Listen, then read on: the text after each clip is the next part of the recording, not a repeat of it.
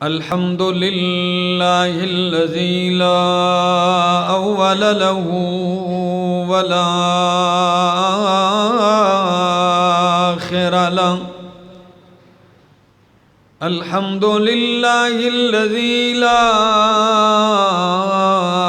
شريك له لا شريك له في الذات والصفات، والصلاة والسلام على من أرسل بالبراهين والبينات، وعلى آله وأصحابه وأهل بيته الطيبين الطاهرات. أما بعد فأعوذ بالله من الشيطان الرجيم. بسم الله الرحمن الرحيم. إنا أعطيناك الكوثر فصل لربك وانحر إن شانئك هو الأبتر. سبحان ربك رب العزة عما يصفون وسلام على المرسلين والحمد لله رب العالمین.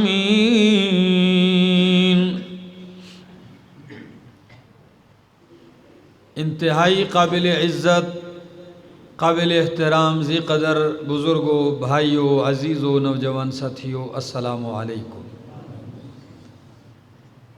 اللہ کی بارگاہ میں التجا ہے کہ اللہ مجھے حق کہہ سکنے، سمجھا سکنے کی توفیق نصیب فرمائے، اور بعد ازاں مجھے اور آپ سب کو عمل کی بھی توفیق نصیب فرمائے.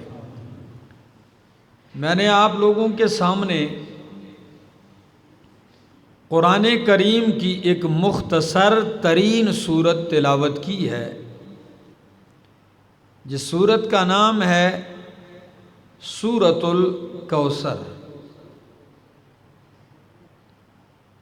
الفاظ کے لحاظ سے تو بہت مختصر ہے، 3 آیتیں ہیں،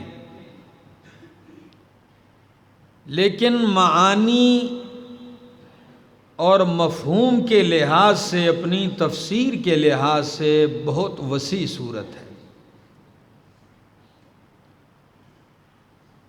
اس کی وسعت اور جامعیت کا اندازہ آپ کو اس مختصر سے وقفے میں ہو جائے گا کہ یہ کتنی وسیع صورت ہے معانی اور مفہوم کے لحاظ سے. یہ وہی صورت ہے، مکی صورت ہے، اور جب مکہ میں قرآن مقدس اترنا شروع ہوا تو لوگوں نے یہ دعویٰ کیا کہ یہ قرآن اللہ کا کلام نہیں، یہ محمد الرسول اللہ خود بناتے ہیں. رات کو سوچتے ہیں، صبح کچھ آ کے کہہ دیتے ہیں. اس وقت قرآن مقدس میں اللہ نے 3 چیلنج دیے. اس میں پہلا چیلنج یہ دیا کہ اگر یہ قرآن محمد عربی کا بنایا ہوا ہے، یہ ان کا کلام ہے، تو پھر میرا محمد کہیں باہر سے نہیں آیا، تمہاری قوم سے ہے، تمہاری جنس سے ہے، تمہارے خاندان سے ہے، تمہارے علاقے اور وطن کا ہے. 40 سال تم میں گزارے ہیں، شاعر بھی نہیں رہا کہ کچھ قصیدے کہے ہوں، اور نہ ہی کسی مکتب اور مدرسے میں پڑھا ہے تمہاری موجودگی میں، تو پھر اگر میرا محمد بنا سکتا ہے تو تم سارا عرب مل کے کیوں نہیں بنا سکتے ہو؟ اگر یہ بشر کا کلام ہے تو تم ہی بنا لو۔ تمہارے اندر بڑے بڑے شاعر موجود ہیں، بڑے بڑے فصیح اور بلیغ موجود ہیں۔ لبید جیسا شاعر ہے کہ جس کے بارے میں عرب لوگ مشہور جملہ ہے عربیوں کا کہ لبید اتنا قیمتی شاعر ہے کہ جب یہ بولے تو اس کے الفاظ کو ضائع ہونے نہ دو، بلکہ اگر لکھنے کے لیے تمہارے پاس قلم نہیں تو خنجر سے لکھو، سیاہی نہیں ہے تو اپنی گردن کی رگ مار کے خون نکالو اور اس سے لکھو، لیکن اس کے الفاظ ضائع نہ جائیں۔ ایسا فصیح شاعر موجود ہے، آئے نا میدان میں۔ صہبان بن وائل جیسا شاعر موجود ہے جس نے بالغ ہونے کے بعد زندگی بھر مکرر جملہ نہیں بولا، جو جملہ ایک دفعہ بول دیا پوری زندگی میں دوبارہ نہیں بولا، نئے نئے الفاظ۔ تمہارے پاس تو ایسے لوگ ہیں، ایک دو نہیں، سارے مل کے بنا لو، لیکن کیا کہا؟ قُلْ لَئِنِ اجْتَمَعَتِ الْإِنسُ وَالْجِنُّ عَلَىٰ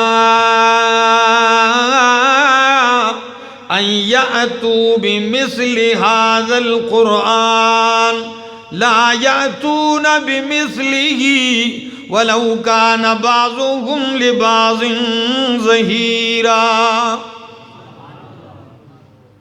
میرے پیغمبر اعلان کر دیجئے اگر انسان اور جن سارے اکٹھے ہو جائیں، سارے مل جائیں اور ایک دوسرے کے ساتھ تعاون بھی کریں، کمیٹیاں بنا لیں، اکٹھے ہو جائیں، ایک دوسرے کی معاونت بھی کریں، تو فرمایا لا یأتون بمثلہ، سب کچھ کر سکیں گے، اگر نہیں ہو سکے گا تو یہ میرے قرآن جیسا قرآن نہیں لا سکیں گے، اس جیسا قرآن نہیں لا سکتے۔ قرآن تو 114 سورتیں ہیں، 30 پارے ہیں، فرمایا اور کم کر دیجئے، فَأْتُوا بِعَشْرِ سُوَرٍ مِثْلِهِ مُفْتَرَيَاتٍ، چلو کوئی سی 10 صورتوں کا انتخاب کر لیجئے اور قرآن کریم کی 10 صورتوں جیسی 10 صورتیں بنا کے لے آؤ۔ لیکن اللہ گواہ ہے، کائنات نے دیکھا کسی مائی کے لال میں یہ جرت نہیں ہوئی کہ آئے مقابلے کے لیے۔ اللہ نے فرمایا چلو اور آسان کر دیتا ہوں، فرمایا قُلْ إِن كُنتُمْ فِي رَيْبٍ مِّمَّا نَزَّلْنَا عَلَىٰ عَبْدِنَا فَأْتُوا بِسُورَةٍ مِّن مِّثْلِهِ، فَأْتُوا بِسُورَةٍ، علماء جانتے ہیں سورتن کے نیچے تنوین ہے، اور یہ تنوین عربی زبان میں ویسے ہی نہیں آتی، کچھ معنی لے کے آتی ہے۔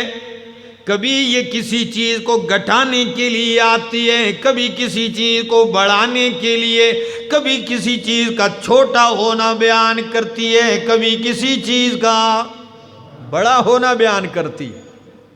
یہ میں عام لفظوں میں، مثلا بِصُورَةٍ قَصِيرَةٍ، بڑی صورت بھی نہیں، ساری کائنات مل کے قرآن کی ایک چھوٹی صورت، مختصر سے مختصر صورت کی طرح کوئی صورت بنا کے لے آؤ اگر تم سچے ہو، لیکن یقین کیجئے یہ تمہارے بس کا کام، یہ تم نہیں کر سکتے۔ کیوں؟ ہری پور والوں، اس لیے میں اکثر کہا کرتا ہوں کہ مخلوق کوئی چیز بنائے تو مخلوق اس جیسی بنا سکتی ہے۔ ایک کمپنی جہاز بنائے، دوسری کمپنی اس سے اعلیٰ جہاز بنا دیتی ہے۔ ایک ملک نے ایٹم بم بنایا، دوسرے نے اس سے اچھا بنایا، اس جیسا بھی بن سکتا ہے، اس سے اچھا بن سکتا ہے، لیکن میرا مالک براہ راست جو چیز بنائے اس کی طرح کوئی نہیں بنا سکتا۔ اللہ نے آسمان بنایا ہے، ساری کائنات مل کے آسمان بنا سکتی، اللہ نے زمین بنائی ہے، مخلوق زمین بنا سکتی، اللہ نے سورج چاند بنایا ہے، ساری کائنات مل کے سورج جیسا سورج، چاند جیسا چاند نہیں بنا سکتے، زمین جیسی زمین، تو پھر کیوں نہیں مانتے ہو جب رب کے آسمان جیسا آسمان نہیں بنا سکتے ہو؟ حالانکہ وہ مخلوق ہے، حالانکہ وہ حادث ہے، حالانکہ وہ فنا ہونے والا ہے، جب آسمان جیسا آسمان نہیں بنا سکتے ہو تو رب کے قرآن جیسا قرآن کیسے بنا سکتے ہو؟ جبکہ یہ مخلوق بھی نہیں، یہ اللہ کا کلام ہے، اللہ کی صفت ہے۔ جب یہ چیلنج اترا کہ بصورتن، ایک صورت لے آؤ، تو اس وقت کعبے کی چوکاٹھ کے ساتھ، کونے کے ساتھ شعراء آ کے اپنے اپنے قصیدے لٹکایا کرتے تھے۔ یہ 7 معلقات جو ہمارے ہاں درس نظامی میں پڑھائی جاتی ہے کتاب، اس میں شاعری ہیں، یہ 10 معلقات تھے، اب بعد میں 3 ہٹا کے 7 کر دیے۔ ان کو معلقات کیوں کہا جاتا ہے؟ اس لیے کہ یہ وہ قصیدے ہیں جو کعبے کے ساتھ لٹکائے جاتے تھے، اس لیے ان کو معلقات کہا جاتا ہے۔ تو نبی کریم نے فرمایا جاؤ، قصیدے لٹکانے والے لٹکاتے ہیں، دوسرا بڑا آ کے اس کو اتار دیتا ہے، اس کے مقابلے میں اس سے بہتر لگا دیتا ہے۔ جواب، جاؤ قرآن کی یہ 3 آیتیں لٹکا دو، ہے کسی میں جرت تو آئے۔ کون سی سورت؟ اِنَّا أَعْطَيْنَاكَ الْكَوْثَرَ فَصَلِّ لِرَبِّكَ وَانْحَرْ إِنَّ شَانِئَكَ هُوَ الْأَبْتَرُ۔ یہ 3 لائنیں، یہ 3 سطریں لکھی ہوئی ہیں، وزن بھی ایک۔ اِنَّا أَعْطَيْنَاكَ الْكَوْثَرَ فَصَلِّ لِرَبِّكَ وَانْحَرْ إِنَّ شَانِئَكَ هُوَ الْأَبْتَرُ۔ 3 آیتیں ہیں، شعراء آتے ہیں، دیکھتے ہیں، ترچھی نگاہیں ڈال کے خاموش ہو کے چلے جاتے ہیں، کوئی جرت نہیں کرتا۔ آخر میں لبید آیا ایک دن، شعراء کا بابا لبید آیا، جس کے بارے میں مشہور تھا کہ اس کی بات خنجر سے لکھو، خون جان سے لکھو، مگر ضائع نہ جائے۔ وہ آیا، کھڑا ہو گیا اپنے ساتھیوں کے ساتھ، نظر ڈالتا ہے صفحے پر، اِنَّا أَعْطَيْنَاكَ الْكَوْثَرَ فَصَلِّ لِرَبِّكَ وَانْحَرْ إِنَّ شَانِئَكَ هُوَ الْأَبْتَرُ۔ بار بار نظر ڈالتا ہے، آخر میں کہتا ہے ایتونی بقرطاس، جلدی کاغذ لے آؤ۔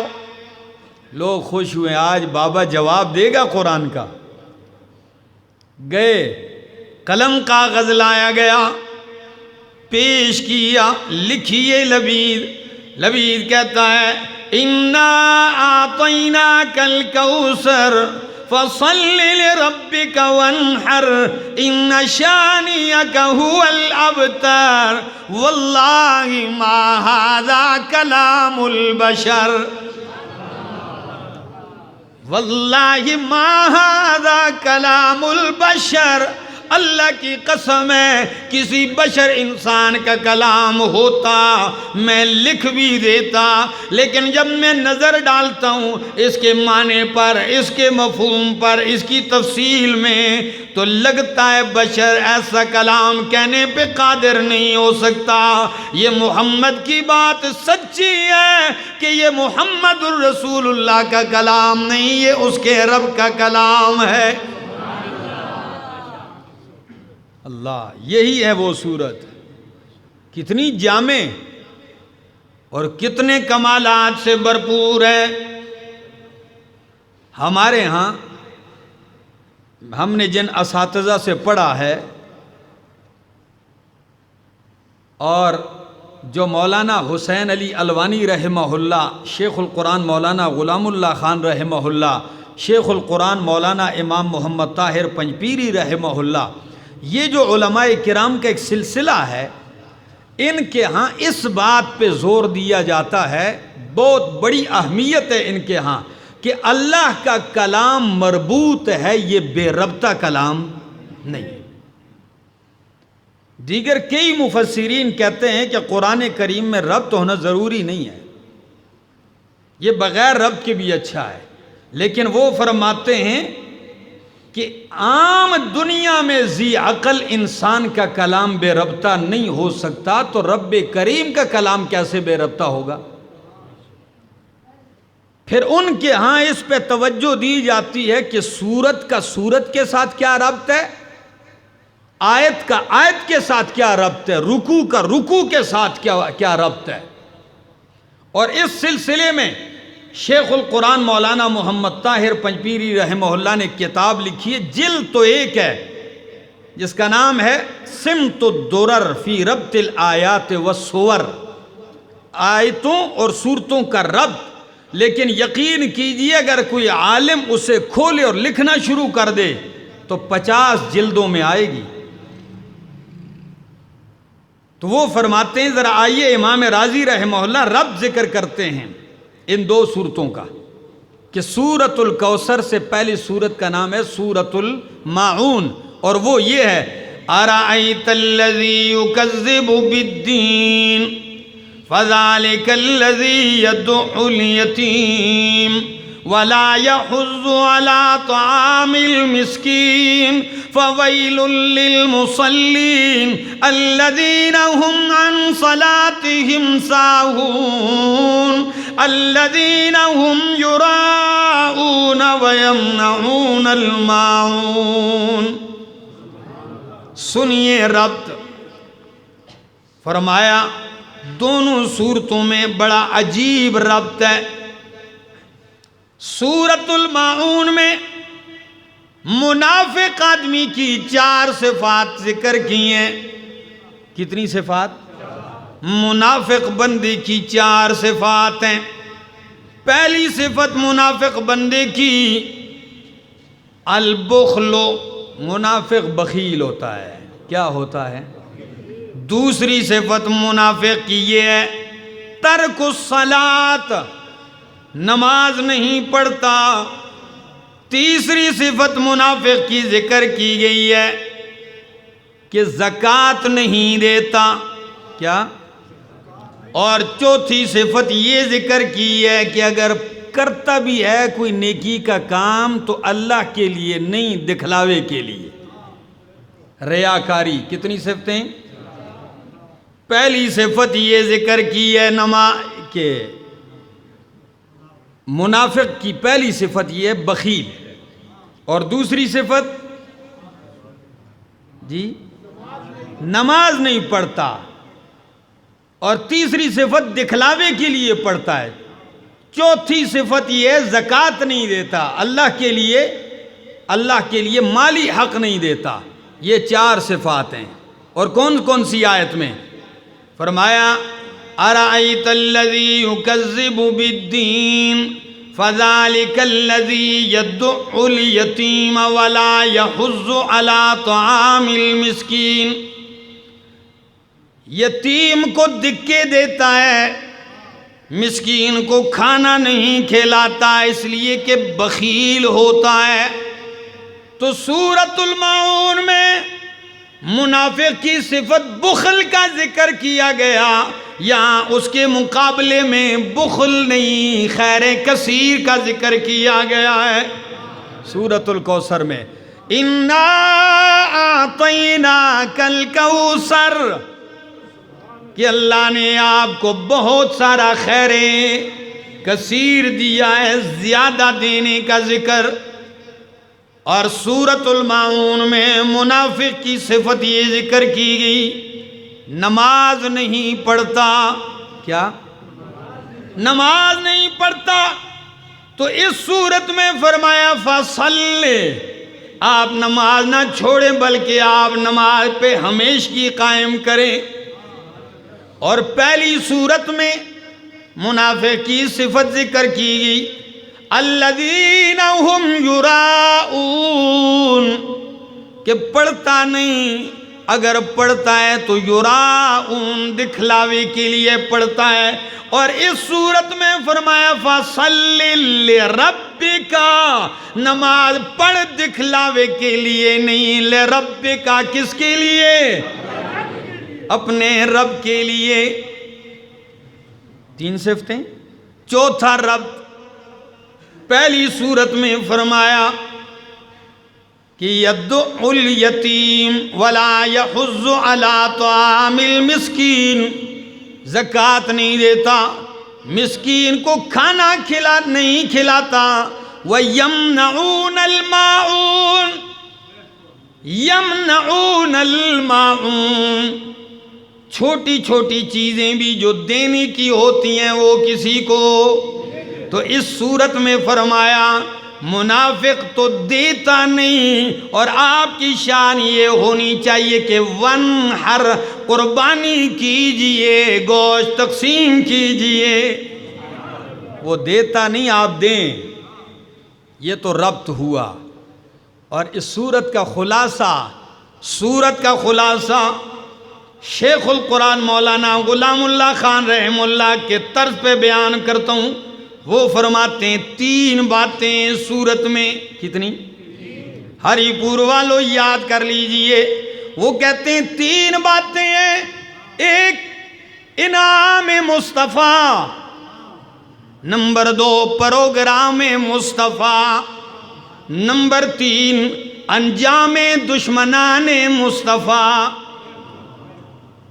اللہ، کتنی باتیں یاد ہو جائیں گی؟ پہلی بات اس صورت میں انعام مصطفیٰ، دوسری بات پروگرام مصطفیٰ، اور تیسری بات انجام دشمنان مصطفیٰ۔ تو آئیے پہلی بات کرنے لگا ہوں۔ انعام مصطفیٰ کیا ہے؟ فرمایا اِنَّا أَعْطَيْنَاكَ الْكَوْثَرَ، میرے پیغمبر میں نے آپ کو کوثر عطا کر دیا ہے۔ کیا عطا کیا ہے؟ کوثر عطا کیا ہے۔ قربان جاؤں، لفظ بڑا عجیب استعمال کیا ہے، کوثر فوعل کثیر سے ہے، کثیر بھی زیادہ کو کہتے ہیں، اسی سے اور بڑھا دیا کوثر۔ اب اس کا مصداق کیا ہے؟ 16 اقوال امام قرطبی نے نقل کیے ہیں اپنی تفسیر میں کہ کوثر کا پہلا مصداق ہے حوض کوثر۔ کیا چیز؟ ہاں، حوض کوثر کیا ہے؟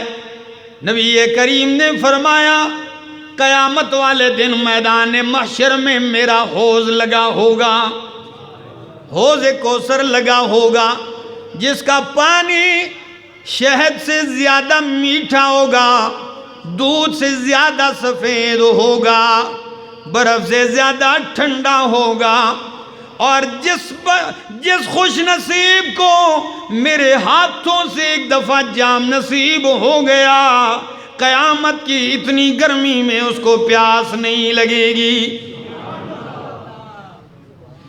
من شرب منہا لم یظما ابدا، 50,000 سال کا دن ہے، اس گرمی میں اسے پیاس نہیں لگے گی۔ یہ حوض کوثر اللہ نے مجھے عطا کیا ہے۔ اور اگلی بات بھی ذرا سن لیجئے، نبی کریم فرماتے ہیں ہری پور والوں کہ جب ساری کائنات قبروں سے نکل کے آئے گی میدان محشر کی طرف، تو میں سب سے پہلے قیامت والے دن اٹھنے والوں میں سے ہوں گا، اور میں قیامت والے دن حوض کوثر پہ اپنی امت کا استقبال کروں گا۔ اللہ اکبر۔ انا فرطکم علی الحوض، حوض کوثر پہ میں آپ کا استقبال کروں گا، انتظار کروں گا۔ اور جب میری امت کے لوگ آئیں گے، فرمایا یا رسول اللہ آپ کس طرح پہچانیں گے اتنی خلقت میں کہ یہ آپ کی امت ہے؟ فرمایا میں ان کو چہروں سے پہچان لوں گا کہ وضو میں جن اعضاء کو دھویا جاتا ہے، میری امت وضو میں جن جن اعضاء کو دھوتی رہی، قیامت میں وہ نمایاں چمک گئے ہوں گے، میں پہچان لوں گا کہ یہ میری امت کے لوگ ہیں۔ آئیں گے میں جام بھروں گا، لیکن کچھ لوگ آئیں گے آتے ہی دیوار حائل ہو جائے گی، میں چیخ کے کہوں گا اللہ میری امت میں سے ہے، من امتی، اللہ یہ تو میرا امتی ہے، تو جواباً ارشاد ہوگا انک لا تدری ما احدثوا بعدک، اللہ کے پاک پیغمبر ہے تو آپ کا امتی، لیکن آپ کے ہاتھوں سے جام کوثر سے محروم ہو گیا، اس لیے کہ آپ کے آنے کے بعد آپ کے دین کا حلیہ بگاڑ کے رکھ دیا تھا، نئی نئی چیزیں بیچ میں شامل کر دی، بدعات، جس طرح آج تک لوگوں کا یہ سلسلہ جاری ہے، ہر سال دین میں نیا نیا اضافہ کرتے ہیں، ٹھیک ہے نا، دین کے نام پہ دین میں اضافہ کیا جا رہا ہے، تو اللہ کے پاک پیغمبر اس وقت بھی جلال میں آ کے کہیں گے سحقن سحقن سحقن لمن غیر دینی، لعنت و جنت سے دوری ہو، رحمت سے دوری ہو ان کے لیے جنہوں نے میرا دین بدل دیا۔ تو انا اعطیناک الکوثر، میں نے آپ کو کیا دے دیا؟ بولو، کوثر دے دیا۔ پتہ ہے یہ جملے کب کہے ہیں؟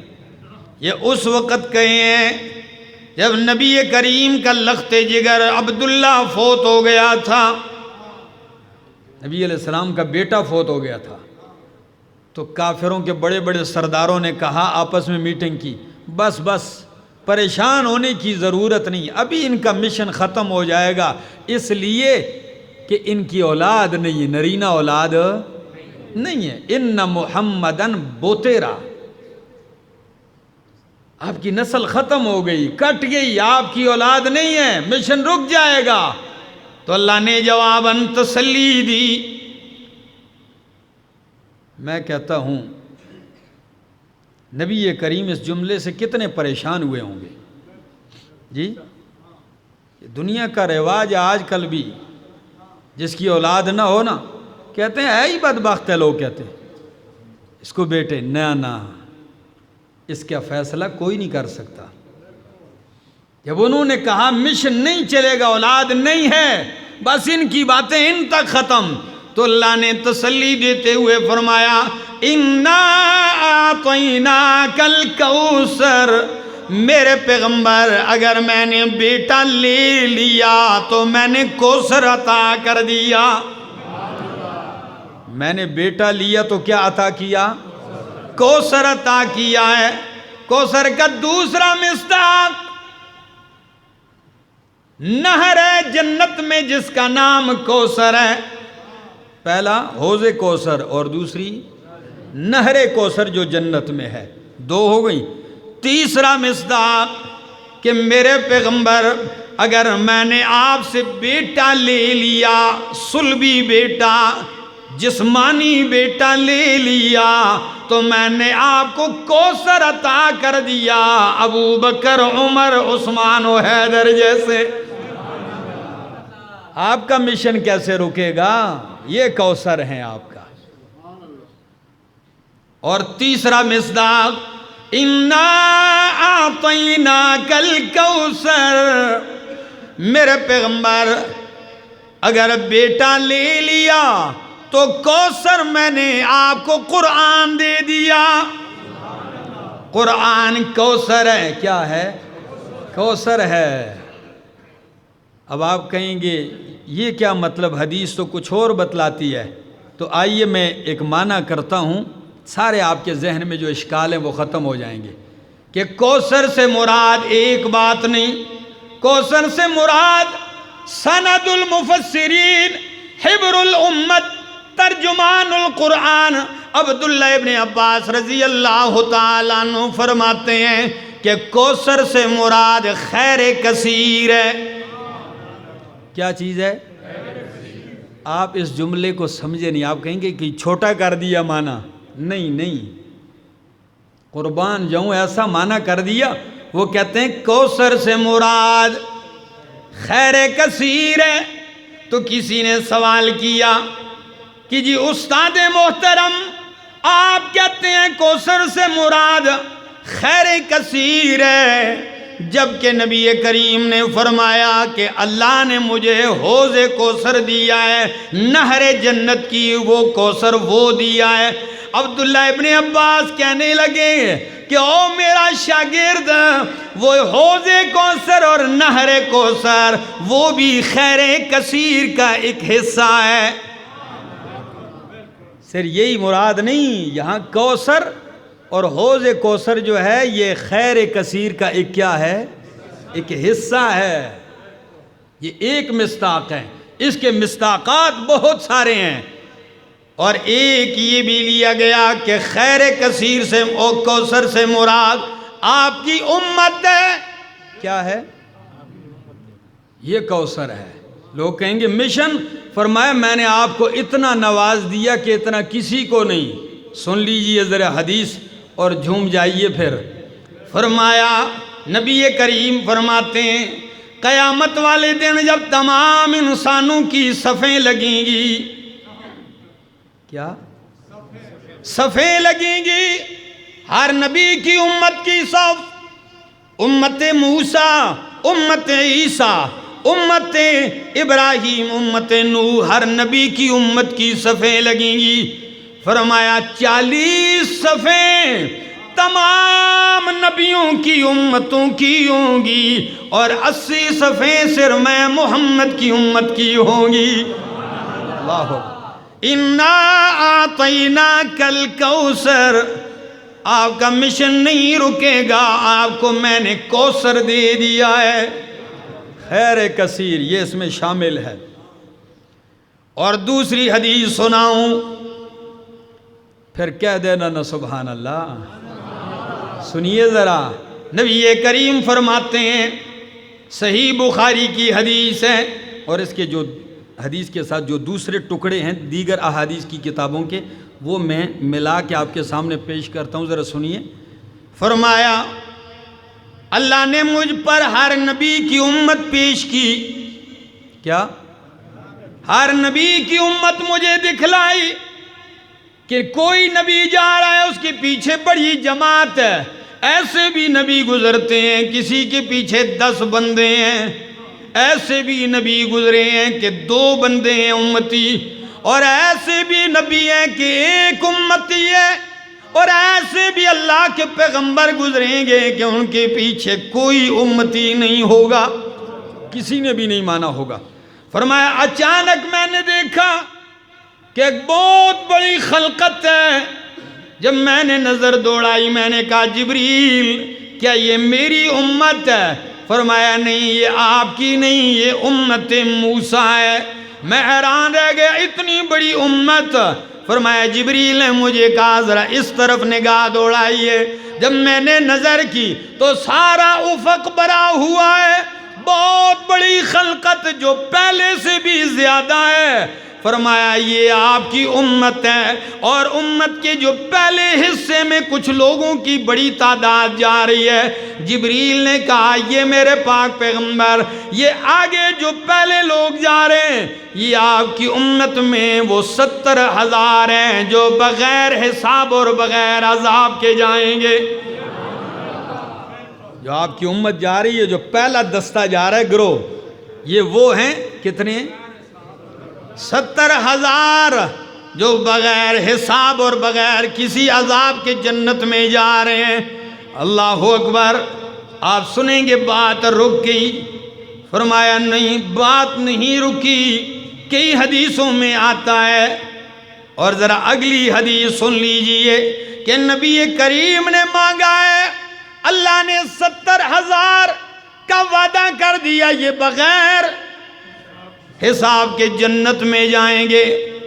اس حدیث کے بعد شعب الایمان میں یہ موجود ہے، طبرانی میں موجود ہے، امام آلوسی نے نقل کیا ہے، 3 دن اللہ کے پاک پیغمبر کسی وفد سے ملاقات نہیں کرتے، کسی سے بات نہیں کرتے، بس نماز کے لیے آتے ہیں، گھر چلے جاتے ہیں، بیویوں سے بھی بات نہیں۔ صحابہ کہنے لگے، ہم آپس میں گفتگو کرنے لگے کہ شاید کوئی بہت بڑا حادثہ ہونے والا ہے۔ اللہ کے پاک پیغمبر انتہائی فکر مند ہیں، بس نماز کے لیے آتے ہیں، چلے جاتے ہیں، کوئی بات نہیں، کوئی گفتگو نہیں، بہت فکر والے آثار ہیں۔ چوتھے دن جب نبی کریم آئے، صحابہ نے ہمت کر کے پوچھ ہی لیا، یا رسول اللہ 3 دن سے ہم آپ کو دیکھتے ہیں، آپ بڑی فکر مندی کے ساتھ آتے ہیں اور جاتے ہیں، کوئی حادثہ ہوا، کوئی پریشانی ہے؟ نبی کریم نے مسکرا کے فرمایا، حادثہ نہیں، خیر کی خبر ہے۔ فرمایا وہ کیا ہے؟ فرمایا او میرے صحابہ، ان 3 دنوں میں نے رب کو منا لیا، رو رو کر۔ کیا منایا؟ رب نے کہا 70,000 جنت میں بغیر حساب کے جائیں گے۔ میں نے کہا ربا یہ تھوڑے ہیں، اضافہ کر دے اس میں۔ میرے رب نے میری دعا قبول کرتے ہوئے فرمایا، میرے پیغمبر آپ کی بات رد نہیں ہے، 70 تو یہ ہیں، ان 70,000 میں سے ہر ایک کے ساتھ 70,000 اور شامل کر لیجئے۔ یہ 70,000 جو ہیں ان میں سے ہر ایک کے ساتھ 70,000 اور شامل کر لیجئے، گھر میں بیٹھ کے حساب کرتے رہنا۔ میرے دوستو، اِنَّا أَعْطَيْنَاكَ الْكَوْثَرَ، میرے پیغمبر میں نے آپ کو کوثر دے دیا۔ یہ سارے مصداقات ہیں کوثر کے۔ کیا؟ یہ کوثر کے مصداقات ہیں۔ فرمایا فَصَلِّ لِرَبِّكَ، یہ انعام مصطفیٰ تھا۔ تو اب دوسری بات، پروگرام مصطفیٰ، فَصَلِّ لِرَبِّكَ، نماز اپنے رب کے لیے پڑھ۔ کیا مطلب ہے؟ نبی علیہ السلام نعوذ باللہ نماز نہیں پڑھتے تھے؟ نہیں، اس میں اصل مقصد ایک اور بات ہے۔ وہ کیا ہے؟ جس طرح آپ کسی سے کہتے ہیں نا نماز کھڑے ہو کے پڑھو، تو اس کا مطلب یہ نہیں کہ وہ نماز پڑھتا نہیں تھا، پڑھتا تو پہلے بھی تھا، لیکن اس کے ساتھ شرط کیا لگا دی؟ کھڑے ہونے کی۔ تو فَصَلِّ لِرَبِّكَ، نماز اپنے رب کے لیے خاص کر۔ توحید کی بات، اور نماز سے مراد یا صرف نماز ہی نہیں، ساری بدنی عبادتیں ہیں کہ میرے پیغمبر بدن کی ساری عبادتیں کس کے لیے کر؟ اللہ کے لیے، اپنے رب کے لیے۔ وَانْحَرْ، اور قربانی، مالی عبادت بھی کس کے لیے کر؟ آپ کا مشن یہ ہے، آپ کا پروگرام یہ ہے، قُلْ إِنَّ صَلَاتِي وَنُسُكِي وَمَحْيَايَ وَمَمَاتِي لِلَّهِ رَبِّ الْعَالَمِينَ۔ میرے پیغمبر کہہ دیجئے میری نماز، میری قربانی، میری زندگی، میرا مرنا جینا کس کے لیے؟ اللہ کے لیے ہے۔ یہ آپ کا پروگرام ہے، یہ پھیلائیے۔ اور تیسری بات، جب انعام بھی ہو گیا، آپ کا پروگرام بھی چل گیا، جب اس پروگرام پہ چلو گے تو پھر آپ کے دشمنوں کا انجام یہ ہوگا۔ فرمایا اِنَّ شَانِئَكَ هُوَ الْأَبْتَرُ، آپ کا دشمن ہی دم بریدہ اور دم کٹا ہوگا۔ آپ کا ذکر خیر نہیں رکے گا، آپ کے دشمن کا ذکر خیر رک جائے گا۔ کوئی بتا سکتا ہے آج کس دنیا میں کوئی کہنے والا ہو جو کہے جی میں ابو جہل کی نسل سے ہوں؟ جی بولیے۔ کوئی دوسرا ہو، کوئی تیسرا ہو جو کہتے ہیں اتنے بیٹے ہیں، لیکن میرے پیغمبر کا خاندان اس وقت بھی پوری دنیا میں پایا جاتا ہے۔ آپ کا دشمن ہی دم کٹا اور دم بریدہ ہوگا، آپ کی نسل چلتی رہے گی۔ آپ کی نسل نہیں کٹے گی۔ فرمایا ان شانئک ھو الابتر، یہ تو میں نے شیخ القرآن مولانا غلام اللہ خان رحمہ اللہ کے طرز پہ خود خلاصہ ذکر کیا۔ اب میں اپنے استاد کے استاد شیخ القرآن مولانا محمد طاہر پنجپیری رحمہ اللہ کے طرز پہ ذکر کرتا ہوں۔ وہ فرماتے ہیں اس صورت میں اللہ نے 2 باتیں کہی ہیں۔ کتنی؟ اور دونوں پنڈی والے شیخ اور پنجپیر والے شیخ دونوں کے استاد بھی ایک ہیں، دونوں نے اس ملک میں کام کیا ہے۔ لیکن قربان جاؤں، ایک کہتے ہیں 3 باتیں خلاصہ اور دوسرے کا انداز 2 باتیں ہیں۔ وہ کیا ہیں؟ وہ فرماتے ہیں، اور 2 نہیں بلکہ 4 کہہ دو آسانی کے لیے۔ وہ فرماتے ہیں سورت کا خلاصہ یہ ہے، اللہ فرماتے ہیں میرے پیغمبر 2 کام آپ میرے لیے کریں، 2 کام میں آپ کے لیے کر دوں گا۔ عجیب خلاصہ ہے، 2 کام آپ میرے لیے کر دیں اور 2 کام میں آپ کے لیے کر دوں گا۔ کیا؟ آپ میرے لیے صلی لربک، بدنی عبادتیں خاص میرے لیے، ونحر اور مالی عبادتیں خاص میرے لیے کر، بدنی عبادت مالی عبادت میرے لیے کر، اور میں کیا کروں گا؟ کوثر میں دے دوں گا، آپ کا دشمن میں تباہ کر دوں گا۔ یہ 2 مجھ سے لے لو۔ اللہ اکبر، خدا کی قسم اللہ پاک نے ان کو قرآن کی ایک سمجھ سے نوازا تھا، ایک فہم سے نوازا تھا۔ پشتون بیلٹ میں آپ افغانستان دیکھ لیں، خیبر پختونخوا کے سارے علاقے، اس شخصیت نے محنت کی ہے، اور علماء ہی نہیں لاکھوں کی تعداد میں علماء کو بھی پڑھایا، لیکن انداز سمجھانے کا ایسا تھا کہ اگر رکشہ کا ڈرائیور بھی تھا، تانگے والا بھی تھا، گاڑی کا ڈرائیور بھی تھا، پکوڑے تلنے والا بھی تھا، تو اس کو اتنا قابل بنا دیا قرآن سمجھا کے کہ وہ دن کو مزدوری کرتا اور رات کو رب کا قرآن بیان کرتا تھا۔ یہ ایک محنت تھی۔ اس ملک میں ہم بھی یہی دعوت دیتے ہیں لوگوں، خدا کے لیے قرآن کے دروس عام کرو۔ آپ دیکھ لیں کتنی مسجدوں میں درس ہوتا ہے، بس نماز پڑھی چلے گئے، سلام پھیرا چلے گئے، اپنا اپنا کام سنبھالا ہوا ہے۔ ہر بندے نے اللہ کی کتاب کو صرف مسجد میں اس لیے رکھا ہوا ہے جی شادی والے دن دلہن کے ساتھ جائے گا، ہاں کوئی مر جائے تو جنازے کے ساتھ جائے گا، کوئی جھگڑا ہو جائے تو قرآن قسم اٹھانے کے لیے ہوگا، یا پھر تعویذ کے لیے ہوگا۔ کون تھا جس نے قرآن کو ہاتھ میں کہا لوگوں آؤ قرآن سمجھو؟ تو بات کہہ رہا تھا کہ کتنی باتیں؟ 4 باتیں ہیں، اور اگر پوری صورتوں کو آپ پیچھے سے یوں دیکھ لیں تو اس صورتوں میں کمال یہ ہے، فرمایا میرے پیغمبر ما ودعک ربک وما قلی وللآخرۃ خیر لک من الاولی، آپ کا ہر آنے والا لمحہ میرے حبیب گزشتہ سے بہتر ہوگا۔ وَلَسَوْفَ يُعْطِيكَ رَبُّكَ فَتَرْضَىٰ، آپ کو آپ کا رب دے گا یہاں تک کہ آپ راضی ہو جائیں گے۔ آپ کو آپ کا رب دے گا، کتنا دے گا؟ کہاں تک دے گا؟ حَتَّى تَرْضَىٰ، تاکہ آپ کیا ہو جائیں گے؟ راضی ہو جائیں گے۔ ادھر فرمایا رب دے گا کہ راضی ہو جائیں گے، یہ نہیں بتایا کیا دے گا۔